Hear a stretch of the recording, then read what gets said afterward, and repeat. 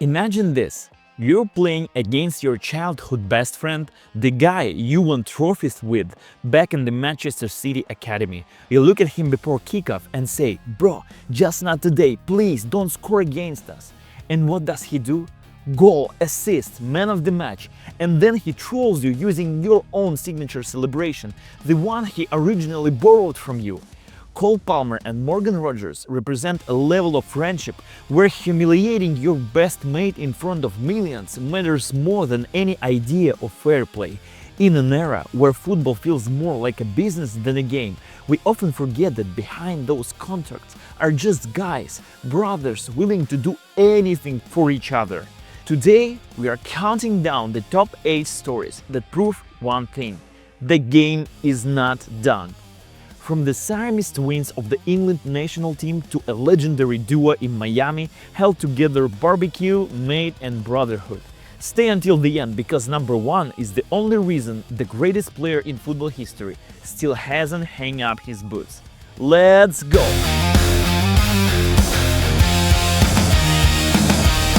Let's start in England with Mason Mount and Declan Rice. This isn't just a friendship, it's class of '99. They met at Chelsea's academy when they were 8 years old.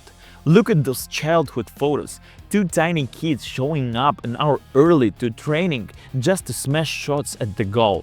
And then comes the kind of football drama that gives you chills. At 14, Rice gets released by Chelsea with the line, "Doesn't meet the required standard." Imagine being that kid. But you know who was hurt even more? Mason Mount. He said their moms were crying on the phone together like, how do you split them up like that? It's insane.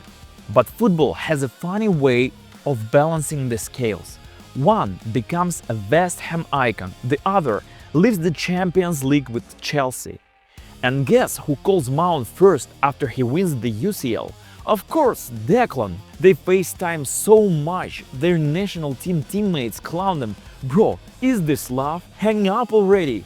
Even their girlfriends are like, "Seriously?" Rice literally said, "My fiancée get mad. She thinks I love Mason more than her."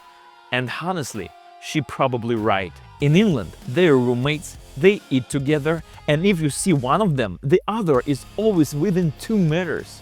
They play for rival clubs Arsenal and United, but every time they meet on the pitch, they can't stop smiling. That's the kind of football we're slowly losing.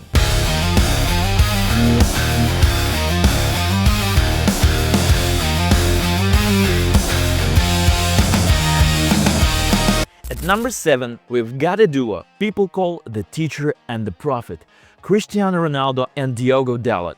Becoming close with Cristiano is like passing Special Forces selection. No laziness, no excuses, no complaining. So the fact that he chose Dalot as one of his closest guys in Portugal and at United says more about Dalot than any stat sheet ever could. Think about this. Ronaldo publicly called him a true professional. Coming from Cristiano, that's basically a knighthood. And Dalot submitted it himself. "I look up to him. He was my idol, and now I can call him my friend." That's every kid's dream. But it's not just training and mentality, it's real support. Remember Euro 2024? Ronaldo misses the penalty against Slovenia? The greatest ever is crying in front of the whole world. Who runs to him first? Who puts a hand on his shoulder while every camera on the earth is filming his lowest moment? Dalot.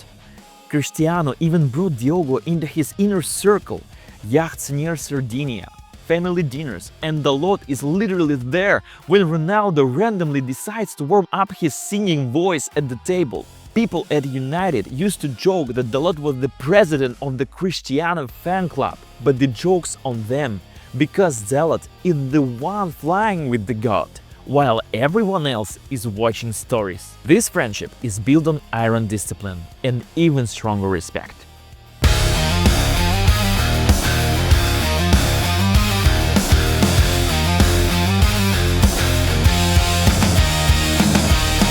Next up, Barcelona's golden boys, Pedri and Gavi.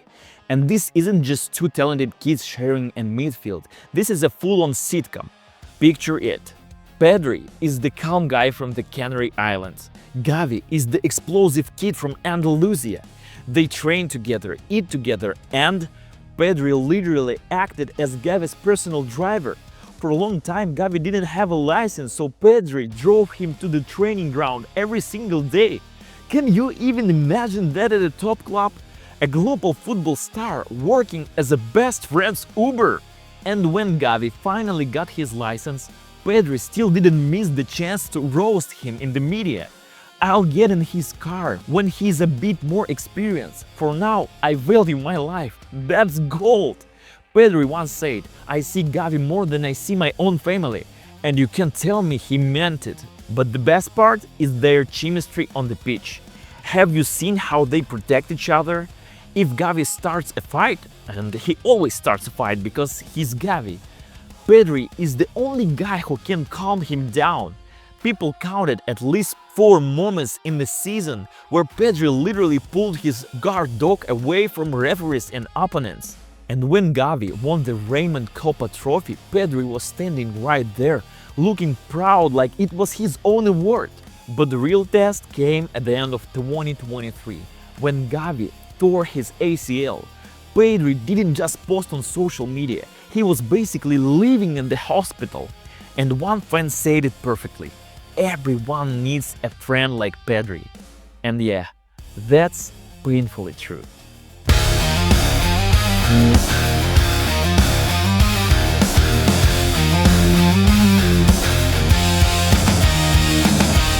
At number 5, we've got the most talked about bromance of recent years: Jude Bellingham and Trent Alexander-Arnold. 5-year age gap? Who cares? Different clubs? Doesn't matter. These two became close in the national team so fast, the British press basically started investigating. Remember that celebration on Euro 2024? Everyone was like, what does that even mean? Turns out it was a reference to a party game like Werewolf that they play late at night on camp. They're always together, in a gym, at theme parks, even flying to Los Angeles together on break. But things got really interesting when Jude moved to Real Madrid. You remember the rumor, right? Trent and Henderson were trying to drag Jude to Liverpool during the World Cup in Qatar. Connor Cody even said they squeezed him dry trying to convince him. But Jude chose Madrid. And after that, Jude switched into agent mode. When Trent's Liverpool contract started getting close to the end, Jude basically became Real Madrid's best negotiator, whispering, "Trent, Madrid is better. Trent, look at these trophies." He was lobbying for his friend directly, even in front of Florentino Perez. Think about how powerful that is. A friendship strong enough to make a Liverpool leader question loyalty to his boyhood club. This isn't just dinners at expensive restaurants. This is real influence on football history.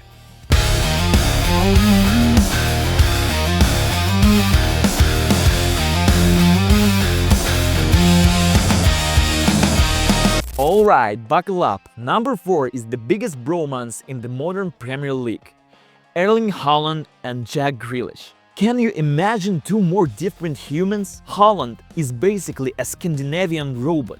Blue light glasses, perfect sleep, hyper-discipline.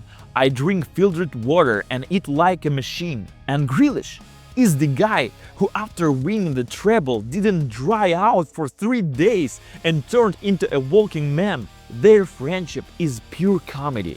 Haaland acts like a strict mom. Grealish said, after games, he points at me like, "Hey, don't you dare go party tonight. Get in the ice bath." And Jack's response is basically, "Shut up and go eat your raw liver." But behind the jokes, it's deeper than that. When Erling arrived at City, Jack became his guide to English chaos. They live in the same building, they train together, they're inseparable. Remember that small moment when they'd already clinched the title and Grealish kept a seat for Haaland on the bench, literally waving him over like, "No one sits here, that's my bro's spot." And when Grealish started getting heavy hate for his form and went out on loan to Everton, Haaland reportedly told them, "Take care of him. That's not just partying. That's brotherhood." One teaches the other how to relax. The other teaches him how to stay professional. Ice and fire. Perfect balance.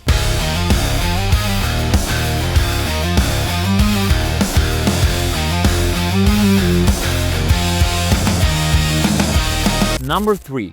And if you've been online at all this year, you couldn't miss them. Lamine Yamal and Nico Williams. These two turned Euro 2024 into their personal party. Pure vibes. Did you see them decided who gets drink water first with the rock paper scissors during a knockout match? In the round of 16, people were losing their minds with stress. And these two were just having fun. Their TikTok dances went viral worldwide. Nico is like the older brother, making sure Lamine doesn't oversleep. But Lamine, he's fearless. He literally joked in interviews, "Nico thinks he's my boss? Let him try to take the ball from me. I'm his daddy." That's the level of confidence we're talking about. The whole world expected Nico to join Barcelona so this bromance could last forever. Lamine was basically whispering in every interview, "Nico, come, we'll destroy teams together." And when the transfer didn't happen, insiders started claiming they stopped calling each other. But come on, we all know how it goes. It's like arguing with brother over a PlayStation, and 10 minutes later you're back on the same team. Yamal and Nico are what football's future looks like. Loud, fun, fearless, and insanely talented.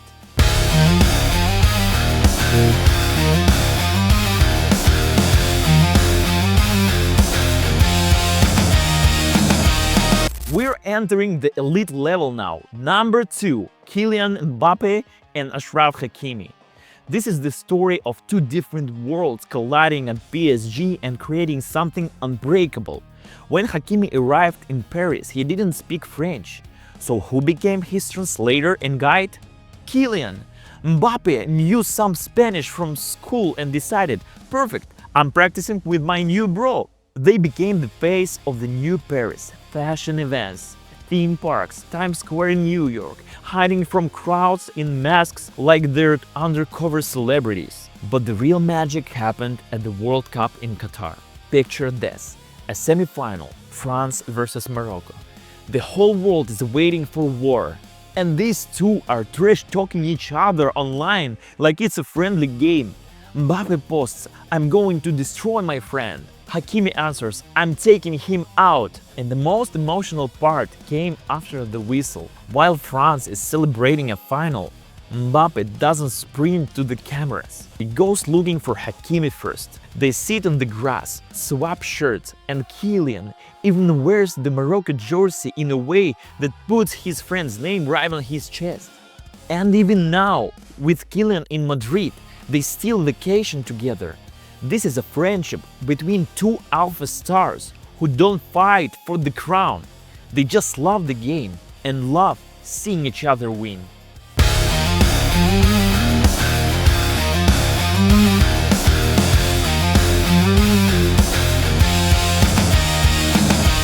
And finally, number 1, the peak. Because if you ask why Lionel Messi is still stepping onto the pitch in 2026 with that kid-like smile, the answer is simple. Luis Suarez is right next to him. Their bond started in 2014 when Suarez arrived at Barcelona under insane pressure. Suspended, destroyed by the media, the buyer, all that. And Messi didn't just accept him, he made space for him. There is a moment that says everything. In a Champions League match against Ajax, Messi basically tells him, "Gordo, you play false 9 in the middle and I'll move wide." Think about that! The best player on earth changed his position to make his new teammate feel comfortable. And their friendship quickly moved off the pitch. Same neighborhood. Their wives, Antonella and Sofia, became best friends. The kids went to the same school. Suarez bought Messi pajamas that said, "I hate mornings." They were grilling barbecue every weekend, and Messi even admitted, "I only trust Suarez with the meat." That's a level of trust you can buy with Ballon d'Ors. Sure, Messi has his official bodyguard type, Rodrigo de Paul, who looks ready to fight anyone for him. There's even that story where de Paul came home drunk after the World Cup and his girlfriend said, "I love you," and he replied, "I love you too, Messi." But with all respect, Suarez is different. That's soul. And when Barcelona kicked Suarez out in 2020, Messi was furious. He publicly said, "You didn't deserve to be treated like this." It wasn't just losing a striker, it was losing a piece of himself. But destiny loves perfect ending. In 2023, Messi personally convinced Suarez to leave Brazil early and come to Miami. Look at them now! 2026 Inter Miami are MLS champions. Suarez was ready to retire because his knees are basically held together by painkillers. But for Messi, he extends one more year. They walk off the bus last, together, they share a mate, and on the pitch, they find each other with their eyes closed. This isn't just big fiction, it's a reminder that even when you've won everything, you still need your best friend next to you, just to play one more pass and feel happy again. That's real love for the game. That's immortality.